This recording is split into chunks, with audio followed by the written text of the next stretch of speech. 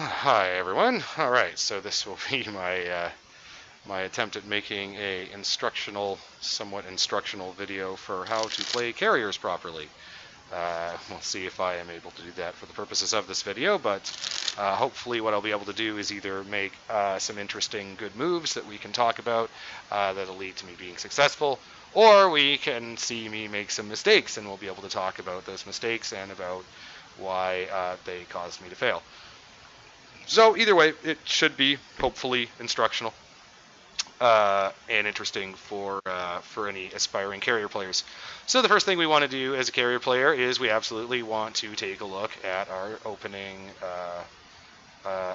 page here and see what we're up against. We're the top tier, which is very important to know. That's great. They have an Atlanta.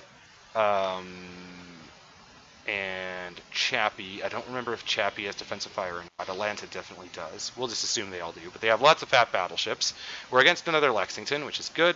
And then they got some tier 6 crap. So that should be fine. It's standard battle, which normally would piss me off, but carrier, I do not care. Carriers, you don't tend to care what the game mode is. You just you just find the ships and sink them and shoot down the planes. Pretty much it. So first thing I'm going to do is queue up all my planes just somewhere kind of forward of where I'm going to start dispersing them. And then I maneuver my boat. And so in this case, because there's no cap points, the team is going to kind of just be going in circles more or less, lurching around. I am just moving it towards the back.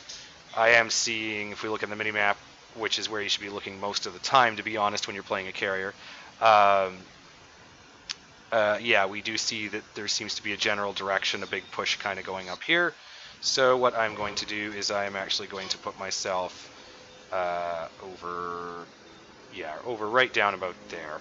Just on a map like this, I kind of want to just get as far away from the situation as I can.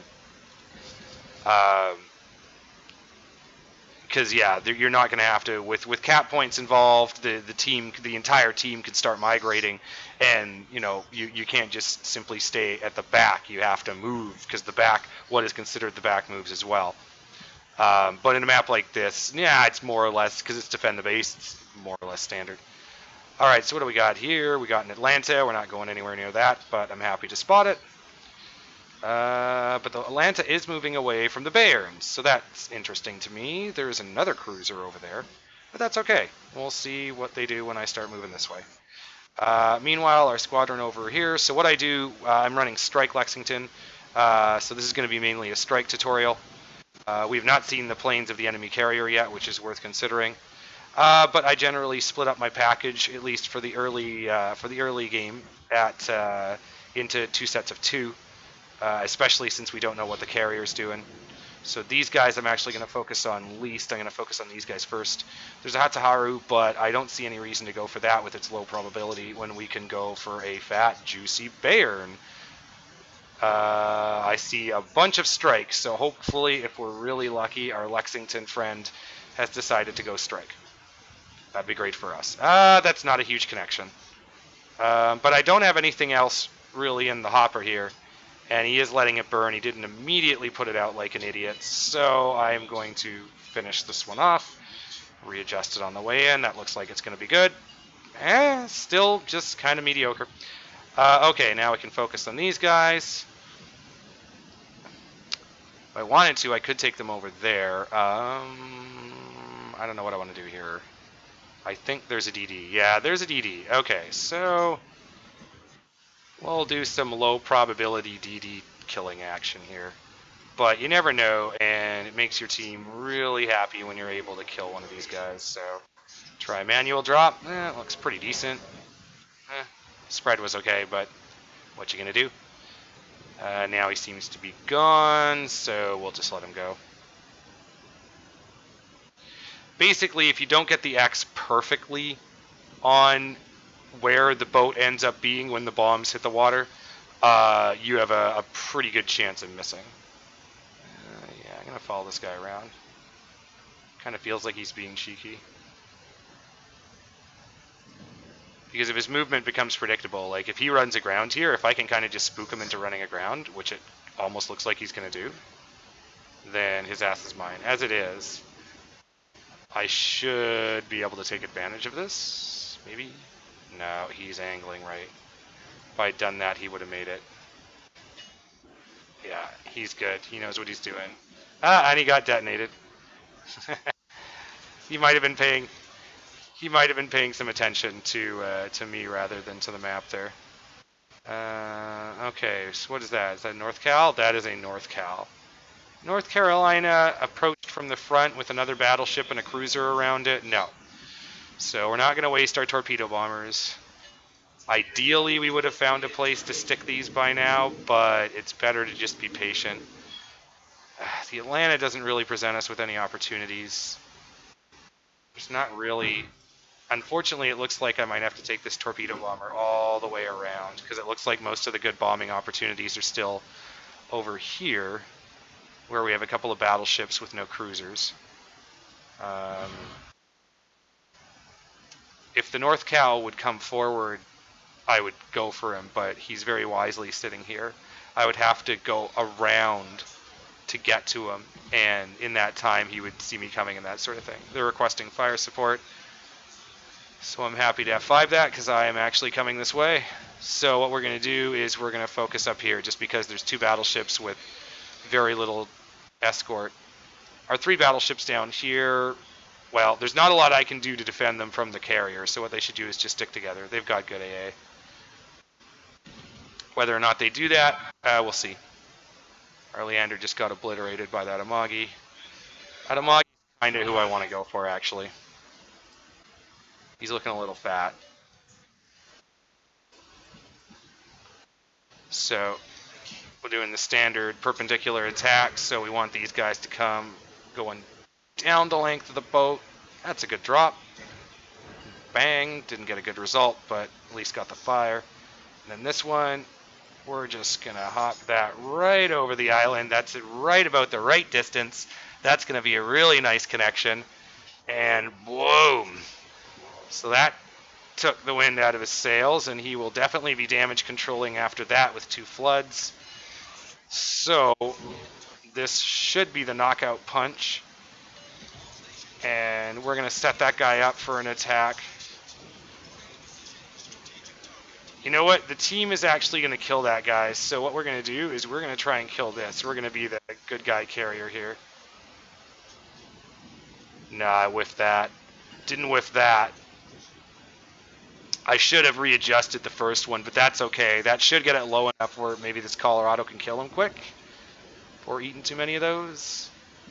If I was better, I could have saved you from that, buddy. Sorry.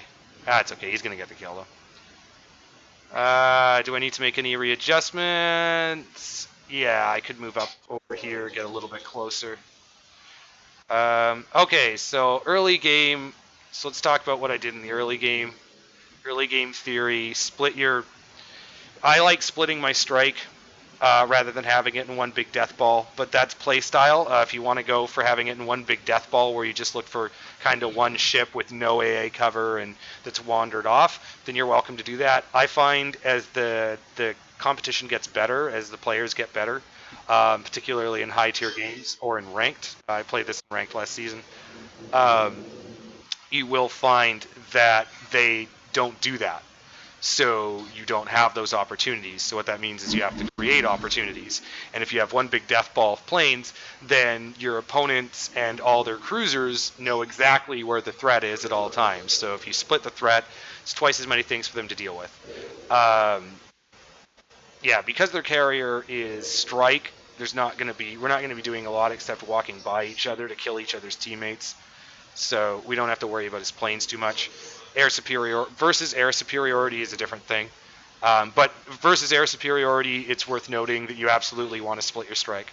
I think anyways. I think it's much more effective to just outmaneuver them and just have two constant sources of threats. It's just twice as much work for the guy maneuvering his fighters. It opens up opportunities is what I think. Okay, so speaking of opportunities, we should start looking for some. What's that? Okay, so 2 and 4 are a unit now, just because they're closer together on the mini map there. 3 and 5 just left the carriers, so we're going to send them north. Going to go look for that battleship. Well, 2 and 4, I'm so going to mishandle that at least once.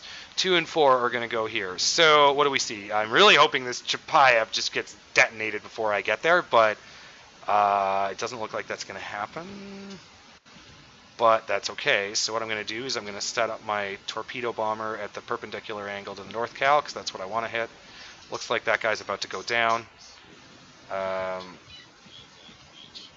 Okay, so we're actually going to reroute those guys on the mini-map just because it looks like that position has changed. Okay, well, we got to make a move here, so we're going in now. It looks like the Chapayev's getting hit anyways. Come on, take him out.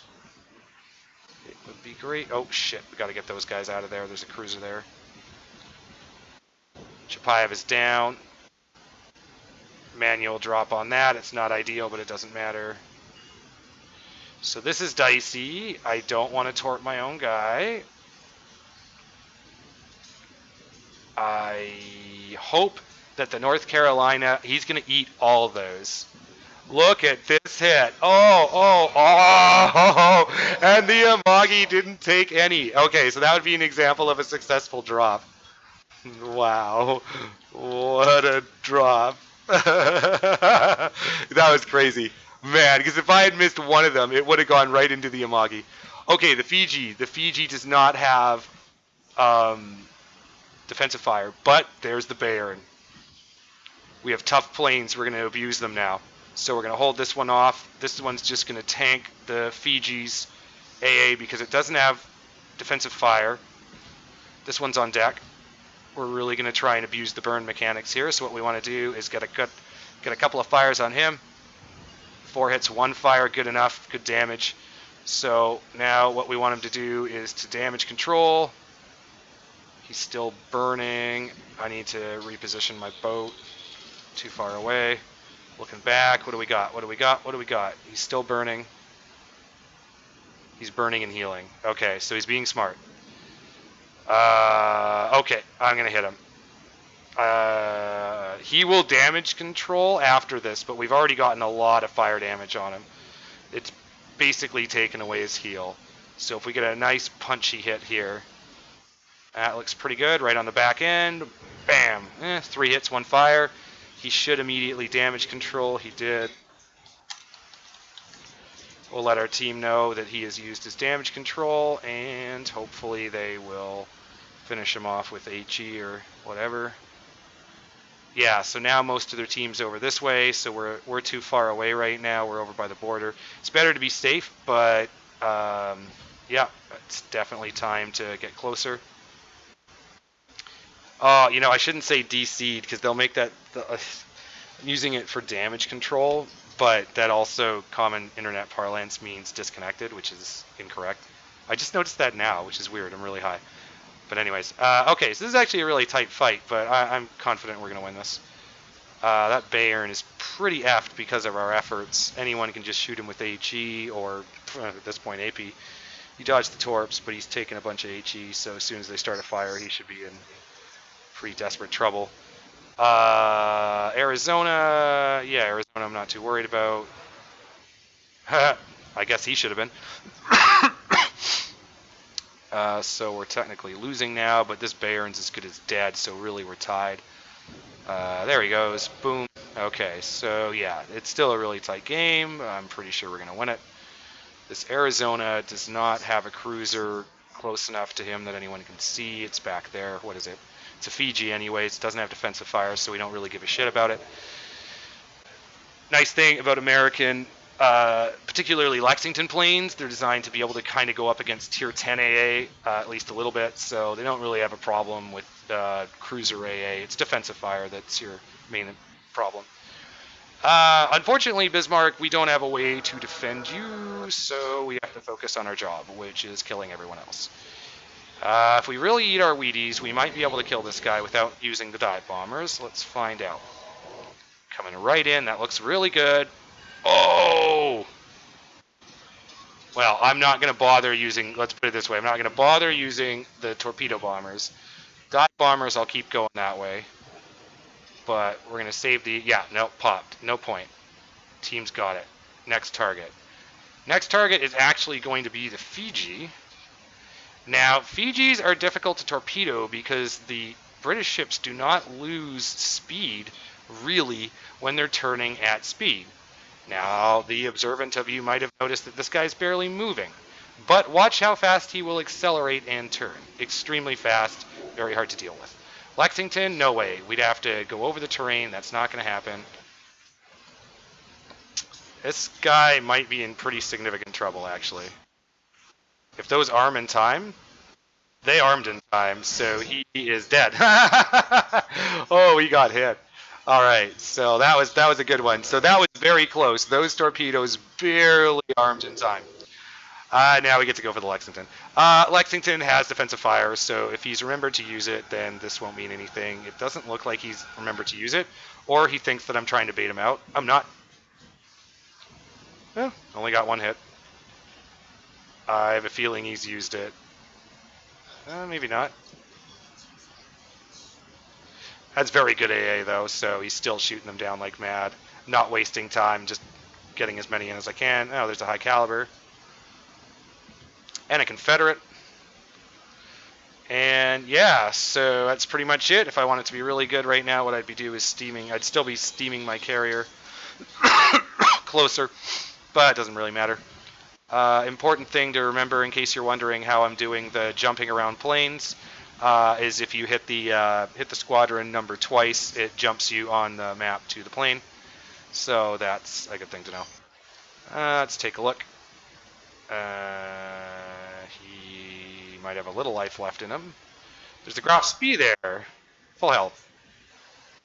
I think that cruiser is going to kill the carrier, and I welcome him to the carrier. That's a nice, rich gift for the cruiser if he survives.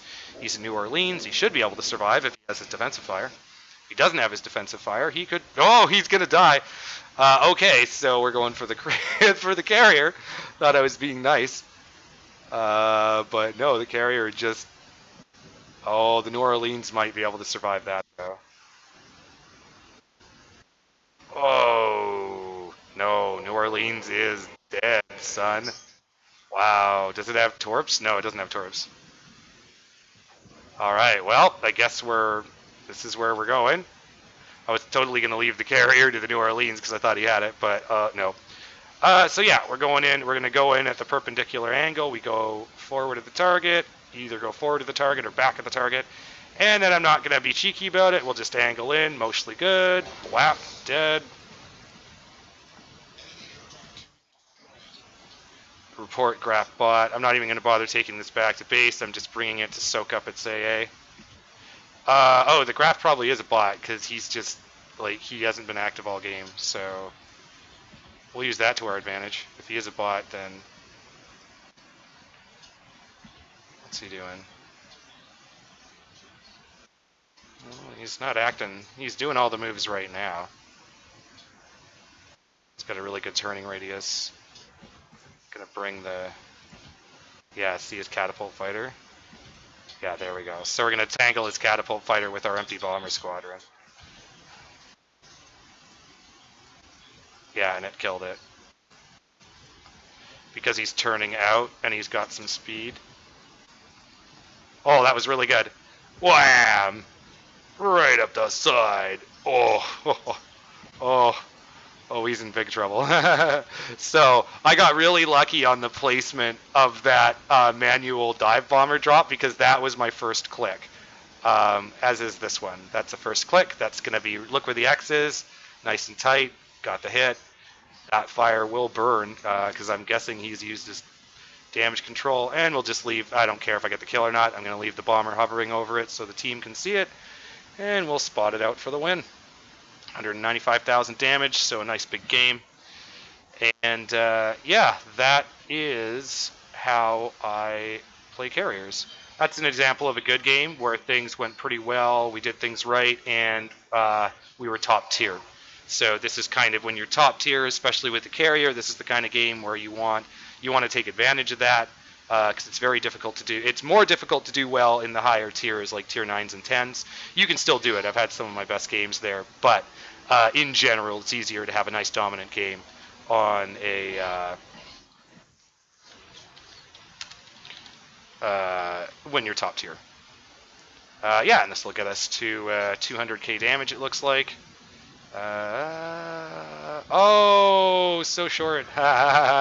We were 148 damage short of 200,000 damage on that one, but that's okay. Yeah, so that would be an example of a good game. So some things to note about that game. Number one, the enemy Lexington was playing full strike, as I was, so we didn't have to worry about fighters.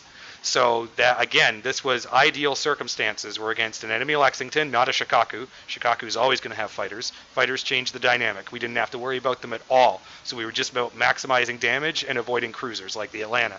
So that was a nice, simple game. It's a good starting game. That's about maximizing your damage and making your hits with your dive bombers and your torpedoes.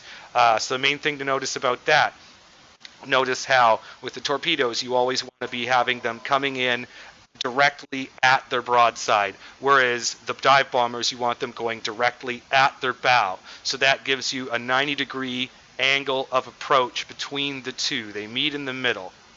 And so you probably noticed me doing that time and time again there. If not, rewatch it and watch how I angle the squadrons in.